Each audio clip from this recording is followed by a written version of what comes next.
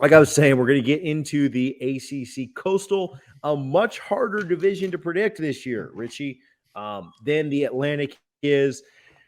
I don't know. I think we may have similar bottom two. I don't know that we will have the same. I think the bottom two in this division are easy. Yeah. I thought one was pretty easy, but I struggled with 1 and 2, and it's not just trolling. Yeah, not just trolling. Yeah, I did struggle between 1 and 2. So let's go through it. We'll start just like we did last week. We'll alternate. We'll start at the bottom and go up. Probably spend less time on these because they're just less important to Florida State. But do you want to go first or 7th, or do you want me to go first? All right, Duke. Let's go.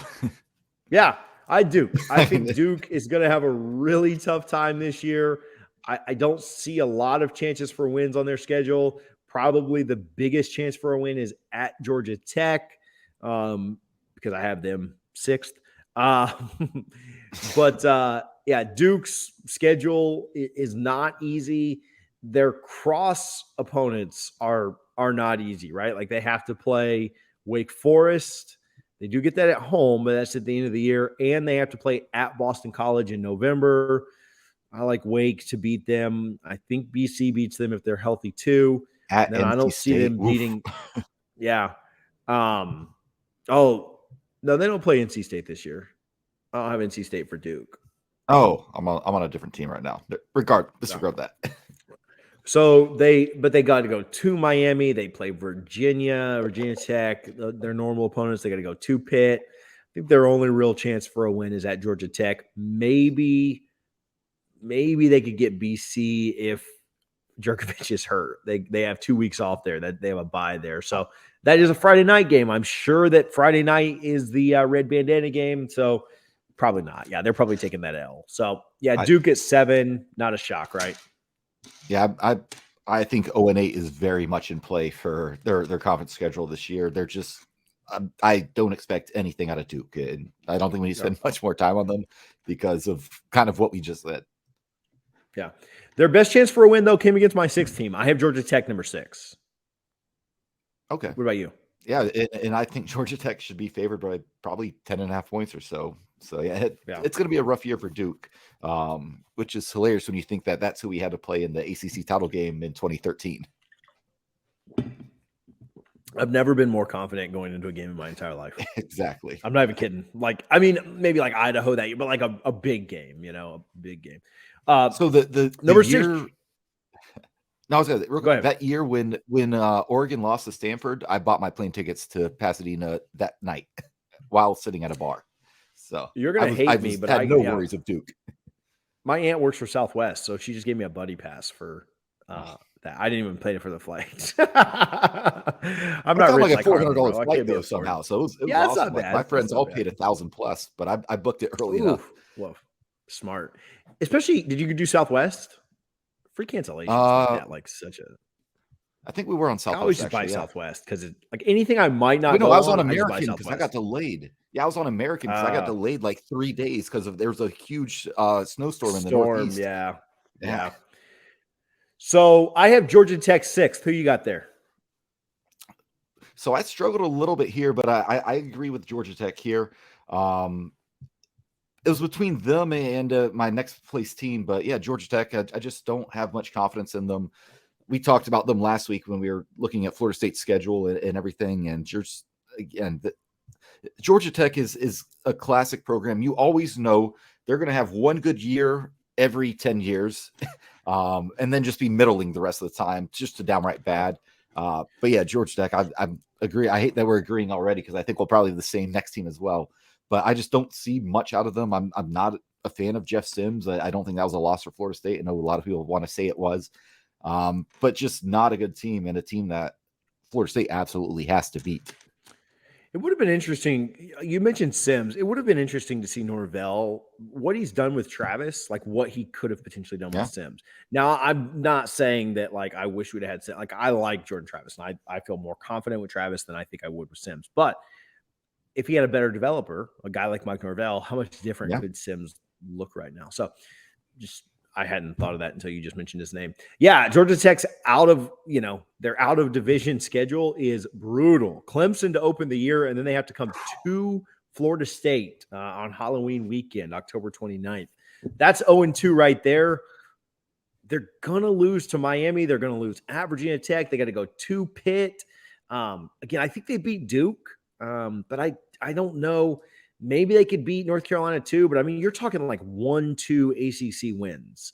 And so I don't have a lot of hope for them. Their out of conference is also ridiculous. I know that doesn't count for where they finish in the division. They'll get a win against Western Carolina, but then they got to play Ole Miss, UCF, and Georgia. They're going 1-4 out of conference too. Georgia Tech's winning 3 games this year max. I think 2. I think they're a 2-10 team. Those 2 wins might be against, one of those 2 wins might be against Duke. That's why they finished 6th in the conference. All right. I don't know. 2, 3, 4, and 5 were tough for me. So who do you got 5? We might agree. We'll see. This might be a little surprising, but I got Virginia Tech. I just do not expect much. Dang, we're 3 for 3. I hate you. Do you really? I just don't. They're obviously in transition, and it's shocking because Virginia Tech to me should always be a good team, right? You live in a very fertile recruiting ground up in the DMV area. You have some history, obviously going back to Vic, and they ran the ACC when the merger happened. Lack of better words, it wasn't a merger, but when we raided the Big East and brought Miami, Virginia Tech, everyone thought it'd be Florida State and Miami every single year. No, Virginia Tech ran the conference. I don't know how they got to this point, but I'm just not impressed with them at all right now. I know we don't play them this year. I wish we did, because I think that'd be a much easier game than playing Miami out of the Coastal or somebody else. So I'm just not high on them at all. Yeah, I think they're most likely. I mean, this is what makes it tough. They're in transition. They're probably going to pick up a couple of wins against Georgia Tech and Duke, right? So they do get that benefit. They get Virginia at home. So that's a good one, right? Like the rivalry game last week of the year, they do get Virginia at home. I'm kind of high on Virginia this year, though. So I think Virginia is going to beat them, even though that game is in Blacksburg. They got to go to North Carolina. I could see them getting that win against North Carolina. Unfortunately for them, they get Boston College early in the year when I think Boston College will be pretty healthy. And so I think that's tough on them. If they got Boston College later, maybe Jerkovich shown some injury issues in the past. Maybe they could get that win, but I think that Boston College is going to beat them early. They got to go to Pitt. They got to play Miami. Then they got to go to NC State. I think it's going to be tough on them. Again, I think they go 0-2 because of the they're going to go 0-2 out of division in the conference. Fortunately for them, their out of conference schedule isn't like Murderers Row. They got Liberty, they got Wofford, they got Old Dominion. That should be 3 wins. Liberty should be down this year, losing a top quarterback. And they do play West Virginia. They get that at home. But that one will be tough. But it's a Thursday night in Blacksburg, which always gets kind of weird. But yeah, I've got them down for maybe 3 conference wins. I think they'll beat Duke and Georgia Tech. They get those teams back-to-back weeks. And then I think they'll find a win somewhere else, but that's it. We're spot on. We're the same, to start this at the first 3. Okay, number 4.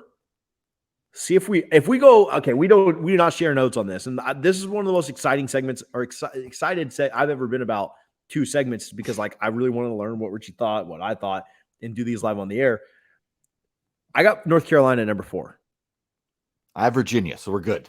Okay. All right. No, I'm not as high on Virginia as you are. Another team in they're coming up. Right? They're 3 for me. So it's not like it's. Yeah, but I'm just low on North Carolina is my big thing. You what? I'm just low on North Carolina, but it sounds like you're just low on Virginia. So it all kind of evens out. But yeah, for me, it's more lower on Virginia than I am on North Carolina, because that North Carolina is going to be my next team. So I think you're probably going to have Virginia next, if I'm guessing, probably here, or maybe not. So so that's our 3rd and 4th teams, and I'm just not high on either one. And this is probably coming down to the head-to-head at to be honest with you, something like that. I don't think we're way off here. But yeah, give me your thoughts on both of them. Yeah, I think that. So why I ended up going North Carolina next is because of their out of conference, or I'm sorry, they're out of division. I'm not very good at saying that well, is a lot tougher. Like Virginia's is easier than UNC's. UNC has to play NC State and Wake. I think that's 2 losses for them. And Virginia gets to play Syracuse and Louisville, which I think Louisville beats them, but I think Virginia can beat Syracuse. So I thought 1-1, 0-2. The rest of it kind of shakes out. Virginia gets to play them at home. I had Virginia 1 higher based on those things. I think the teams are going to be very, very similar. Virginia getting UNC at home and they're out of division being a little bit easier made me put them 1 ahead. These could really shake out either way. Like there's no like, oh, I'm so confident in 3 or 4. Yeah, I think it's kind of like our discussion last week when we talked about, Wake Forest, Florida State, and Louisville, right? You could really, it wouldn't surprise anybody to see those 3 teams interchangeable in the standings throughout and at the end of the season. That's kind of where we're at right now with, talking about Virginia, North Carolina, even maybe Virginia Tech to a little bit. But again, I'm probably lower on VT than most people are heading into the year. But I think we're in that interchangeable stage right now before we get to that top tier of the Coastal. Yeah, for sure. I think that we're not like super far apart. Both kind of have our reasoning, and things could break different ways for sure. Okay, cool. So that takes us to 2-1, and it sounds like our 1 and 2 will be a little bit different. I've got Pitt at 2. I don't think it will. Yeah, I do too. Oh, you have Pitt at 2. All right, very good. I did. In the reasoning strictly quarterback play. If Tyler Van Dyke's healthy, we love the Tyler Van Spike troll, and that will live on forever. But again, Pitt, they lost Addison. Pickett's gone. I do think that Pitt is turning into a solid program that you can depend on them, to at least get to a bowl and win a few more games every year. But I had to take Miami here, unfortunately, just because strictly I think he's the best quarterback in the conference. Yeah, Pitt gets to play Louisville and Syracuse in their out-of-conference things, out-of-conference games, out-of-division games. Sheesh, I've messed that up like 7 times today. And it'll really come down to that last game of the year to me, Miami and Pitt. Miami has a little bit tougher, out of division with playing Florida State and Clemson. I think Clemson wins pretty handily, and then Florida State's a coin flip. Whereas I think Pitt beats both Louisville and Syracuse. And so that could kind of even things back up if Pitt can also, Pitt and Miami should both beat Duke. They should both beat North Carolina. They should both beat Georgia Tech. They should both beat Virginia Tech. Maybe they drop one to Virginia. I could see either of them losing that. But then I think that out of division kind of helps Pitt maybe get back up into a position, right? And if Pitt comes into that last game of the year on November 26th, back a game, they win that game, they then have the tiebreaker and they go on. I think Miami will end up making it, but I think Pitt will be close. I think Pitt will be right there. They're a tough team to play. Losing Addison, losing Pickett, massive. But I think Pitt finishes second. Miami should win this division. I mean, there is no bones about it. They have the 3rd best odds to win the entire conference, right behind Clemson and NC State. Miami's schedule is very easy this year. The only 2 times they won't be favored, in my opinion, are when they play Florida State and when they play Clemson and when they play Texas A&M. Both those games on the road. I expect them to lose both those games. The only other acceptable loss to me, outside of a Van Dyke injury, is Florida State. Like, they could lose that rivalry game. That'll be a close game. That'll be a hard-fought game. But outside of that, Miami shouldn't lose a game, right? They should beat Pitt at the end of the year. Trash this year. Like absolutely outside of Aggie, terrible, right? Bethune-Cookman, Southern Miss, Middle Tennessee State. They're going to start the year 3-1. Then they get a bye week for North Carolina. They're going to start in conference play, I think 3-0 with North Carolina, Virginia Tech, and Duke.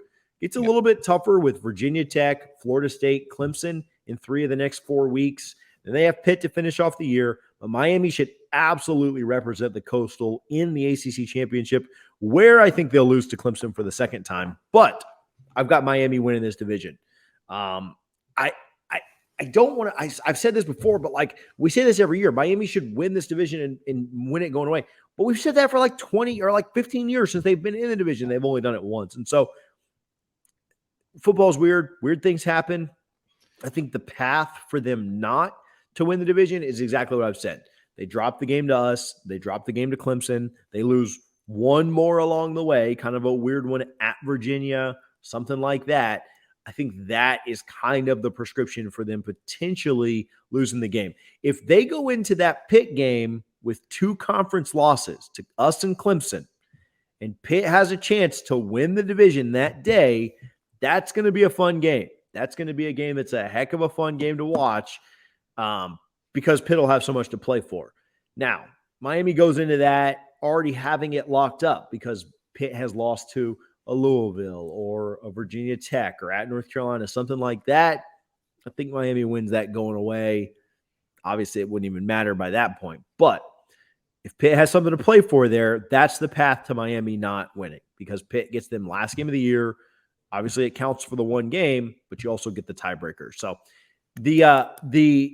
it's not good football. I'll say that.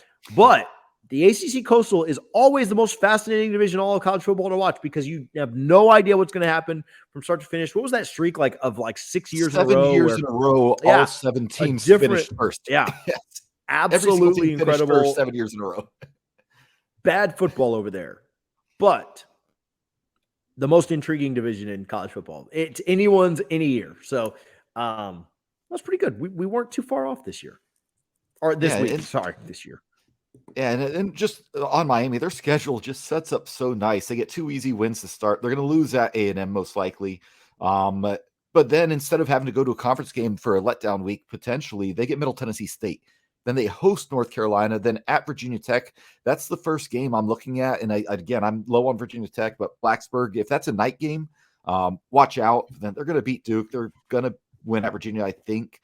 Their schedule sets up nicely. And I don't know if Miami fans even consider Pitt a rivalry, but I do. And I consider that one of my favorite low-key rivalries every single year, largely because you remember when Miami was number 2 in the college football playoff rankings, it was Pitt who knocked them off before they lost to Clemson 38-3, before they lost to Wisconsin in the Orange Bowl, just going from the highest of highs to back to reality where Miami always goes.